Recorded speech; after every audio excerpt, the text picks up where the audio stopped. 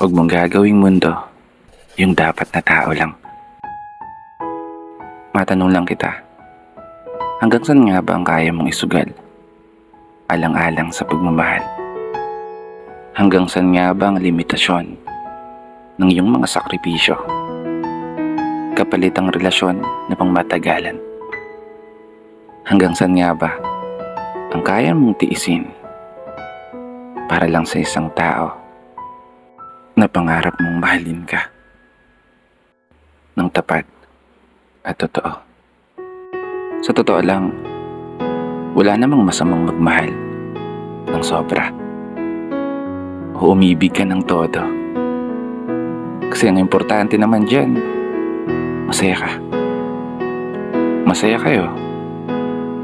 Na ano man ang mangyari sa dulo, bahala na.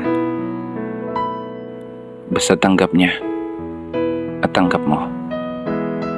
Kasi mahirap diktahan ng puso o turuan ito sa kung ano o paano ang dapat gawin mo. Kasi sa oras na talagang umibig ka, walang sino ang makakapagsabi sa kung ano yung nararamdaman mo. Ang importante naman dyan, totoo ka. Totoo ka sa sarili mo. Walang pagkukunwari, walang pagdududa, walang sapilitan. Purong natural.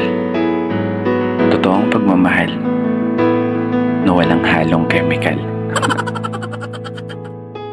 Oo, sabi nga nila, huwag mong gagawing mundo yung dapat na tao lang. Tama nga naman. Pero palagi mong tandaan, huwag mong bibigyan ng limitasyon ang puso mo sa kung paano ito magmamahal. Kung saan ka masaya, take the risk. Basta magtira ka ng pagmamahal sa sarili mo. Para kung sakaling mabigo ka at ipatalo ng taong gusto mong ipanalo, gamitin mo yung natitirang pagmamahal na yan para muli kang makabangon, muli kang makabawi at maghilom ang sugat ng kahapon.